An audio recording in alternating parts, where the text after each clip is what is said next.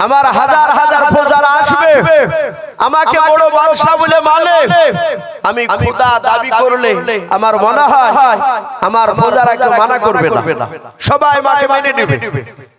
আমার বড় মনের আশা, আমি আল্লাহ দাবি করব, আমি আল্লাহ হতে চাই।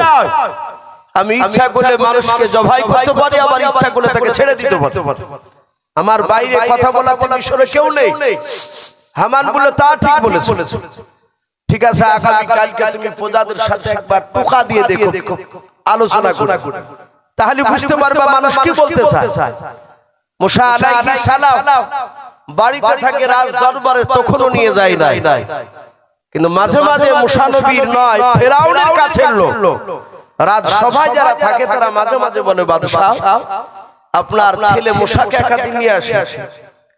ফেরাউন বলল, আমি ঠিক টাইমে নিয়ে আসি। ওর ইচ্ছা যেদিন আল্লাহ দাবি করবে সেদিন মুসাকে নিয়ে আসে।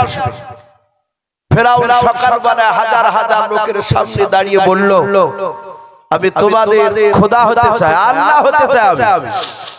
বলো মিশরবাসীরাও, তোমরা কে আমাকে আল্লাহ বলে মানবে না? বহু মানুষ ভাবছি ফেরাউনের ভয়ে তারা মানবে না, এই কথা বললো না। আর কিছু লোক হাত উঁচু করে বলল, বাদশা আমরা আপনাকে তো বাদশা বলে মানি, মানবো আপনাকে। আল্লাহ বলে মানতে পারে একটা শর্তের উপরে। বলে কি? বলে ওই যে নীল দরিয়ার পানি, এই পানিটা যদি আপনি আমাদের চোখের সামনে, আমরা বলবো যে নদীর পানিকে আপনি শুকিয়ে দেন, আর আপনি যদি বলেন নদীর পানি শুকিয়ে দাও, আবার আমরা বলবো হে ফেরাউন বাদশা তুমি নদীতে পানি নিয়ে এসে দাও, আবার তুমি হুকুম করবা নদীতে পানি ভরপুর হয়ে যাও। যদি হয়ে যায় তাহলে আগামীকাল সকালবেলা আমরা তোমাকে সবাই খোদা বলে মানতে রাজি আছি। ফেরাউন দেখলে তো ব্যাপার খারাপ, এ তো সম্ভব নয়, এ তো নদীর পানি আমার কথা শুনবে না, আর কথা শুনে কথা বলে আমার আল্লাহ। অনেক মানুষ বলে যে ফেরাউন নাকি আল্লাহ মানতো না, কিন্তু কোরআন শরীফের বাক্যে আয়াত পড়ে বোঝা যায় ফেরাউন আল্লাহ আছে তা এটা বিশ্বাস করত। আল্লাহ নাই তা বলেনি, আল্লাহ আছে, কিন্তু সে নিজে আল্লাহ দাবি করতে চাইলো। ফেরাউন বলল, শুনে দাও, আমাকে আজকে রাত্রিতে টাইমটা দাও, আগামীকাল সকাল 10টার সময় শুনে নাও, আমি তোমাদেরকে হাজার হাজার লোককে ডেকে নিয়ে এসে নীল দরিয়া আমি হুকুম করব, পানি শুকিয়ে যাবে, আবার আমি পানি ভরিয়ে দেব। যদি এটা করতে পারি তাহলে যারা আজকে আমার পানি শুকানোর কথা বললে আমার এই ক্ষমতা যারা দেখতে চেয়েছে, আমরা যারা এখানে আছি হয়তো অনেকে খাওয়া দাওয়া করে আসেনি, তো সবাই একসঙ্গে উঠে না যে দুই একজন করে যে 2-5 জন করে যে এই শাহাবুল ভাইয়ের বাড়ি খেয়ে আসবেন। আর ওই উত্তর সাইডের মাইক একটা সমস্যা করছে, বাজছে না, মাইকম্যানকে বলছি আপনি ওই মাইকটা দেখেন। উত্তর সাইডে মাইকের প্রবলেম হচ্ছে, আপনি সেখানে লক্ষ্য করুন। ভাই আমি বলছিলাম এ ফেরাউন আবার ওই সভাতে চিৎকার করে বলে, আমি কাল পানি তোমাদেরকে শুকিয়ে আবার ভরে দেখে দেব, যারা দেখতে চেয়েছো তারা মনে রাখো ভাব, আমি নদীতে পানি নিয়ে এসে দেওয়ার পরই তাদেরকে এক এক করে হত্যা করব। মানে ভয় দেখে দিল। লোকেরা বলে ঠিক আছে, অসুবিধা নেই। ফেরাউন প্রচার করে দিল, বাবা হামানকে ডাক দিয়ে বলো, বন্ধু তুমি প্রচার করে দাও এরা সবাই আজ সকাল 8টার পর থেকে যেন একটা মানুষ বাড়ির ভিতর থেকে যেন গেট খুলে দরজা খুলে যেন বাইরে না বের হয়, এমনকি দরজার উপরে যেন দাঁড়িয়ে না থাকে। ওরে হামান যদি দাঁড়িয়ে থাকে তাহলে ফেরাউন তাকে হত্যা করে দেবে। সোদাদিকা সূর্য ডোবার পর থেকে শুনে নাও, কেউ যেন রাত্রি সকাল সূর্য ওঠা আগা পর্যন্ত কেউ যেন একটা মানুষ আমার মিশরের কেউ যেন বেরোতে না পারে। সবাই আপন আপন বাড়িতে যেন ঘরের ভিতরে যেন থেকে যায়। হামান প্রচার করে দিলে সবাই বাপজি ভয় খেয়ে গেল। না আজ সূর্য ডোবার পর থেকে আর বেরোনো যাবে না, রাত্রি সারা রাত্রি ধরে সূর্য ওঠার আগা পর্যন্ত বেরোনো যাবে না। হযরত মুসা তার মার কোলে বাপজি বাড়িতে বসাও। ফেরাউন হামামকে ডেকে নিয়ে এসে বল, বন্ধু দেখো মাগরিবের পর কেউ বেরিয়ে আছে কিনা। সন্ধ্যার পর সবাই মিলে বাপজি নাই ফেরাউন হামান ঘুরে ঘুরে বাপজি কয়েকটা পাড়া দেখলো, একটা মানুষও বাপজি বেরোয় না। সবাই দরজাখানা বন্ধ করে আছে। সবাই দরজা বন্ধ দেখে হামান বাড়ির দরজার কাছে এসে বলে, বাদশাহ আমি কি বেরোতে পাবো না? বলে, না হামান তুমি আমার বন্ধু হতে পারো, আইন সবার জন্য সমান। আয় হামান তুমি বেরোবো না, তুমিও ঘরের ভিতরে প্রবেশ করো। হামান ঘরের ভিতরে প্রবেশ করলো। বাবা ফেরাউন বাহির থেকে দরজার শিকল তুলে দিল। ফেরাউন হামানকে বিশ্বাস হলো না, হয়তো মন্ত্রী হয়তো বেরিয়ে আসতে পারে না। না একবারতে দেওয়া যাবে না, দরজার শিকল লাগিয়ে দিল। হামান বলে, বাদশাহ দরজা খুলবো কখন? বলে, আমি এসে দরজা খুলে দেব, তুমি সারা রাত তুমি বেরোতে পারবে না, ঘরের ভিতরে থাকো। সবাই মিলে থেকে গেল। ফেরাউন আসিয়াকে ডাক দিয়ে বলে, আসিয়া তুমি ঘরে থাকো, আমার কাছে তুমি আজকে আসবে না। পাশের ঘরে আমি থেকে গেলাম। ও বাপজি ভাইরা, বেশ বাপজি অন্ধকার ঘরে এসেছে বাবা, ঘুটঘুটে বাপজির অন্ধকারে বাবা। ফেরাউন তাকে দেখলো, কেউ আর বেরিয়ে নাই। সব মিশরের লোকেরাও সবাই মিলে বাপজি আপন আপন তারা বাড়িতে আছে। ফেরাউন গভীর রাত্রি বেলায় বাড়ির ভিতর থেকে বাপজি একা বেরিয়ে চলে গেল। এমনকি আসিয়া তারা জানতেও পারলো না। ফেরাউন সোজা বাড়ি থেকে বাপজি অন্ধকারে বেরিয়ে যাওয়ার পর সোজা নীল দরিয়ার দিকে বাবা চলে গেল। দিনের বেলা ফেরাউন একটা গর্ত দেখে এসেছিল, ঝোপড়ে টাইপের মতো গর্ত। ওই জায়গাটা গুহা টাইপের মতো বাপজি ছিল। ফেরাউন রাত্রি বেলা চুপি চুপি বাবা ওই গুহার কাছে যাওয়ার পর গুহার ভিতরে বাপজি ফেরাউন প্রবেশ করলো। করার পর ডান দিকে বাম দিকে চারিদিকে তাকে দেখলো, এখানে কোনো মানুষ না, একমাত্র বাপজি ফেরাউন রয়েছে। ফেরাউন ওই গুহার ভিতরে বাবা তাফসীরে মারিফুল কোরআনে বাপজি পাওয়া যায়। ফেরাউন একেবারে ওই রাত্রি বেলায় আল্লাহর দরবারে সিজদায় পড়ে কাঁদতে লাগলো। জোরে বলুন সুবহানাল্লাহ। ফেরাউন গভীর রাত্রি বেলা আল্লাহর দরবারে সিজদায় পড়ে আল্লাহকে ডেকে বলেন, আল্লাহ আমি জানি তুমি আলা কুল্লি শাইইন কাদির, তুমি সর্বশক্তিমান। ওগো মাওলা তোমার ইশারা ছাড়া গাছের পাতা একটাও নড়ে না। ওগো মাওলা তোমার দরবারে দোয়া চাই। আল্লাহ বড় মনের আমার তামান্না, আমি খোদা দামি করতে চাই।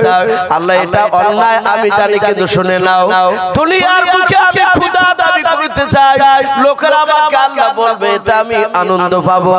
ওগো আল্লাহ তুমি আমার মৃত্যুর পর তুমি কবরে, তুমি জাহান্নামে কিয়ামতের ময়দানে যা ইচ্ছা তুমি তাই শাস্তি ভোগ করে দিও। তুমি আমার উপর অত্যাচার করে আমি কিছু বলবো না। ওগো আল্লাহ কিয়ামতের ময়দানে তোমার শাস্তিকে মাথা পেতে আমি মেনে নেব, কিন্তু আল্লাহ একবার শুধু নীল দরিয়ার পানিটা তুমি আমার তাবে করে দাও। ফেরাউন তাফসীরে লিখেছে, টুকরে টুকরে বাপজি কাঁদছিল। ফেরাউন জানে রাত্রি বেলায় কেউ আমাকে দেখে নাই, একমাত্র আল্লাহ ছাড়া কোনো পূজারা দেখে নাই। আমি সূর্য ওঠার আগ পর্যন্ত সারা রাত এখানে আমি টুকরে টুকরে কান্না করব, যতক্ষণ পর্যন্ত আল্লাহ আমার দাবি পুরা না করবে। যেহেতু আমি সকাল বেলায় 10টার পর আমি দরিয়ার পানিটা আমি শুকিয়ে দেখাবো আমার প্রজাদেরকে।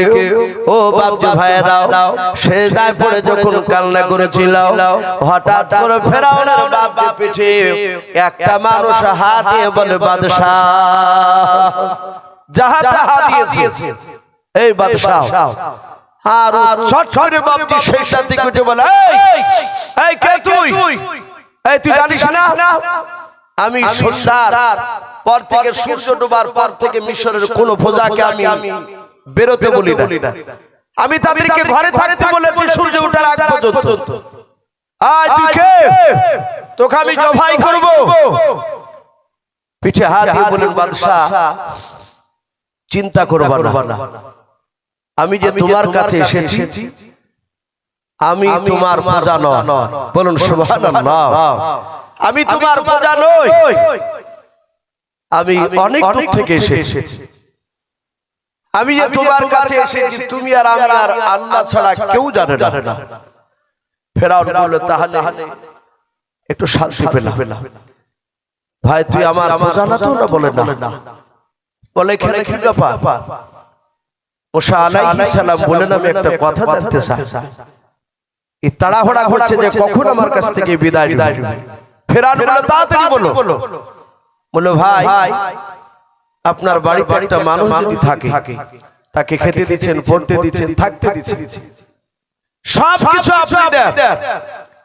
তারপর আপনি তাকে একটা কাজের হুকুম করলেন যে এই কাজটা করো।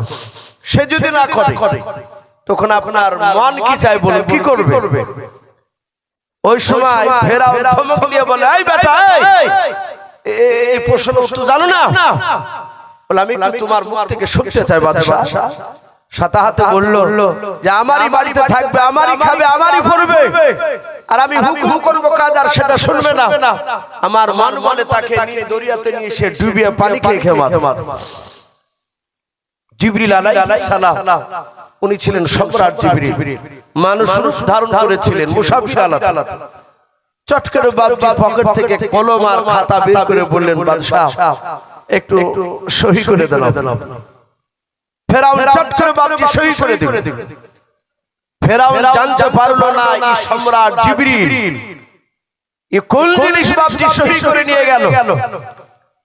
গুহা থেকে বেরিয়ে বাপজি অদৃশ্য হয়ে গেল।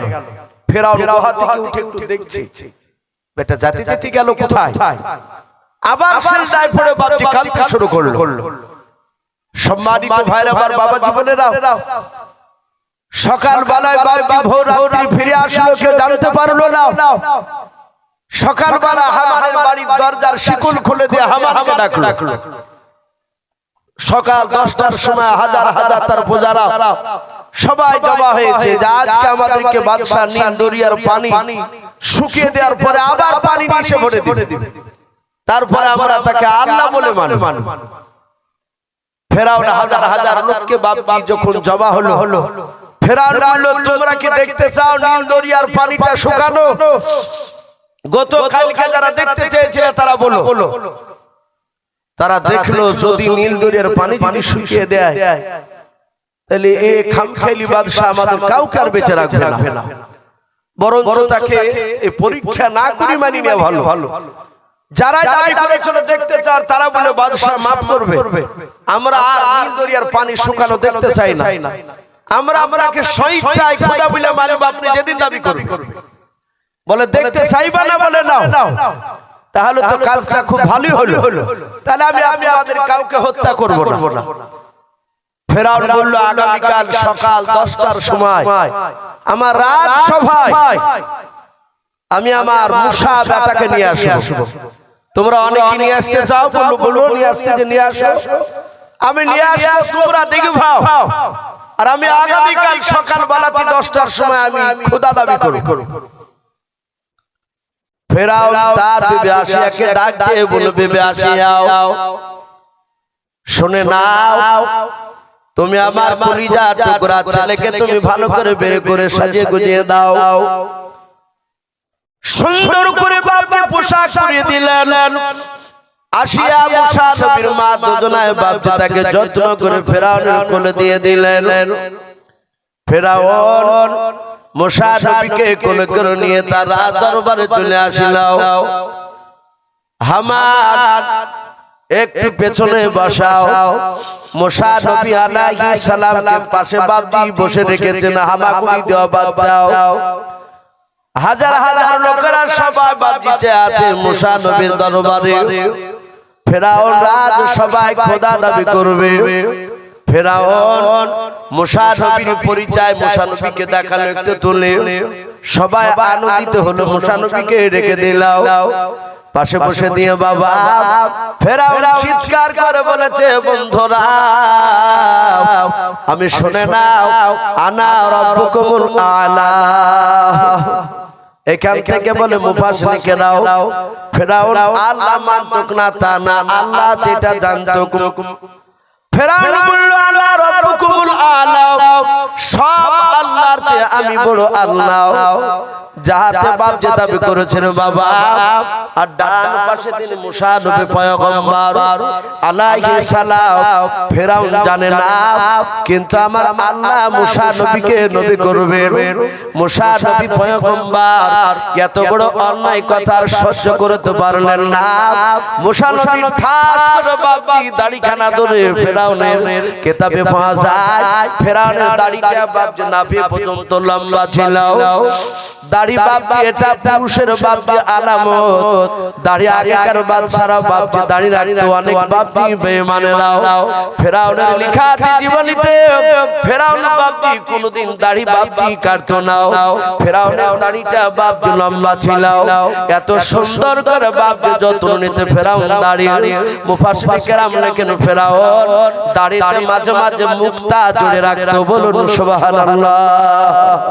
মুক্তা দিয়ে দাড়িকে যত্ন করে রাখতো। যাহাতে বলেছে আনা রাব্বুকুমুল আলা, সবচেয়ে আমি বড় আল্লাহ। আর মুসা নবী ঠাস করে বাপজি চর। এই বাচ্চা মুসা হতে পারে, কিন্তু তার এই হাতে শক্তি দিয়েছেন কে? আমার কথা বলে আমার আল্লাহ। মুসা নবীর হাতে কতটা শক্তি ছিল আপনারা অনেকেই জানেন কি আমার জানা নেই। আল্লাহর নবী বলে প্রতিটা নবীর হাতে, এক নয় দুই নয়, মুসা নবীর হাতে দুনিয়ার 4000 যুবকের শক্তি যতটা হয় অতটা শক্তি আমার আল্লাহ এক একটা নবীর দুই বাহুতে দিয়েছিলেন। বলুন সুবহানাল্লাহ। এক একটা নবীকে 4000 যুবকের শক্তি। মুসা নবী জাহাজে চড় মেরেছে, আর ফেরাউন একদম ধুম করে পড়ে বাপজি উঠে পপা করে ঘুরছে। আপনারা দেখেন ঠান্ডার সাথে মুরগির চুন হাগা হয়, ওই ঠান্ডা কুয়াশাতে দিয়ে অনেক সময় মুরগি বাপজি মরিয়ে যায়। আবার দেখবে একটা মুরগি বা বেঁচে যায় তো আবার ঠোর হারা হয়ে যায়, ঘুরে খাবার খেতে দিলে ঠোকা মেরে পপা করে ঘুরে। তো ফেরাউন ওইভাবে উঠে ভাবে ঘুরছে। হামান বলছে ভাই মশকরা করছেন নাকি বাদশাকে, ওনার পপকেরা ঘোরা দেখি। ফেরাউন বলছে হামান আমি কিছু দেখতে পাচ্ছি না ভাই, চোখ একবারে ঝাপসা হয়ে গেছে। বলে বলেন কি? বলে আপনি তো ব্যাটা একটু আস্তে করে মেরেছে। বলে এই হামান এই আস্তে করে মারলি, এমন হচ্ছে 50টা যুবক আমাকে 1 ঘন্টা ধরে পিটালছে। চড় মারি আমার পপকেরা ঘুরছে আমার গোটা পৃথিবী, আমি দেখতে পাচ্ছি না, ধাপসা দেখা যাচ্ছে মনে হচ্ছে। ফেরাউন বলল এই জল্লাদ তাড়াতাড়ি আয়, ডাক জল্লাদদেরকে। হামান বলে কেন? বলে ছেলেকে বেচারা ঘোড়াকে জবাই করে ফেলবো। আমি প্রথমে আমার বিবিকে বলেছিলাম এই বাচ্চা আমাকে ধ্বংস করবে, ও ওঠা দিন আমার বিবি আমার কথা শুনেনি। আমি কে বেটা বলে মানেছিলাম, আজ থেকে বেটা বলে মানবে না, কে এখনই জবাই কর, ডাক জল্লাদদেরকে। জল্লাদকে ডাকতে গেল ফেরাউনের ভাই। মুসা নবী মারিয়া চুপচাপ বাপজি বসে। জল্লাদেরা বাপজি আসতে লাগলো। একটা প্রজা দৌড়ে আসিয়াকে বলেছিল, আসিয়া আপনার ছেলে মুসার বাজবে না। বলে কেন? ফেরাউনকে চড় মেরেছে। ফেরাউন রাগান্বিত হয়ে আমার মনে হয় আপনার ছেলেকে এতক্ষণ জবাই করে দিল, দৌড়ে যাও। যাহাতে বাপজি দৌড়ে গেল। ফেরাউন তার বিবি আসিয়া তাকে দেখে ফেরাউন মুসা নবীকে বাপজি এত রাগান্বিত হয়েছে, জল্লাদকে বলছে কে এখনই জবাই করা, হাজার হাজার লোকের সামনে দেখবে। আসিয়া মুসা নবীর মা সেখানে ছিলেন বাবা। আসিয়া দৌড়ে গিয়ে বাপজি মুসা নবীকে তুলে নিলাও, ডাকে বলে বাদশাহ মাথা খারাপ হয়েছে আপনার। বলে কেন? বলে এরকম ছিল অনেক সময় আদর করে মারে, ছেলে কোলে নিলে দেখবেন অনেকের গাল হাঁচিয়ে দেয়, দেয় না? না হাঁচিয়ে দেয়, হাতে যদি বাচ্চার নখ থাকে। রাগ করি না, আনন্দ করি আমরা। ফেরাউনের বিবি বলল তোমাকে আনন্দ করে চড় মেরেছে। বলে বিবি রে আনন্দ নয়, এত চড় মেরেছে আমার মাথা এখনো যন্ত্রণা করে। তাফসীরে লিখে বাবা ফেরাউনের বাবা মুসা নবীর চড়টা ফেরাউনের 12 বছর ধরে ব্যথা ছিল। বলুন আলহামদুলিল্লাহ। 12 বছর ধরে ব্যথার যন্ত্রণা ছিল। আপনারা সকলেই জানেন নমরুদ বলে একটা বাচ্চা ছিল না, হযরত ইব্রাহিম খলিলুল্লাহ আলাইহিস সালামের জামানার বেঈমান বাদশা। ওর নাকের ভিতর দিয়ে একটা ন্যাংড়া মশা ঢুকে গিয়েছে, ওর মগজে বসে বাপজি কুটুস করে কামড়াইতো। ঠিক মজমা যখন বক্তব্য দিতে জমে উঠেছে আর ও মশা কুটুস করে ঝাড়তো, অমনি এভাবে মাথায় লাতে লাতে সবাই লোক দৌড়াদৌড়ি, বাদশার মাথা চুলটা। অনেক ডাক্তার দিকে ভালো হয়েছিল না। লাস্টে মুসা আলাইহিস সালাম নাই নমরুদকে তার একটা প্রজা বলেছিল বাদশা আমার মনে হয় এই আমার পায়ের জুতিয়ে দিয়ে আপনার মাথায় মারলে মনে হয় যে আপনার মাথা ব্যথা ভালো হয়ে যাবে। নমরুদ বলল কত বড় শয়তান তুই, তোর জুতি আমার মাথা মারবি? আমি বাদশা। বলে ধর এখানে ভাই কর। সাথে হাতে নমরুদকে জবাই করে ফেললো। ওই জুতের কথা বলার লাগি আর খুব দুঃখ করে কথাটা তুলেছিল যে সব সুখের তো বলেছিল আমার জুতিয়ে মারেন মনে হয় ভালো হয়ে যাবে। এই ওকে জবাই করার পরে দিন 15 বাদ দিয়ে ওই যন্ত্রণা আবার এসেছে। তখন ওই প্রজারা বলছে বাদশাহ বহু কবরেজি করলাম, ভালো হলো না। তো যেই লোকটার জুতিয়ে মারা মাথা বলেছিল তাকে তো মারি ফেললেন আপনি, তো তার জুতিয়ে দোকান তো আপনার দরবারই আছে, তা একটু দেখেন না, ট্রাই করে পরীক্ষা করি।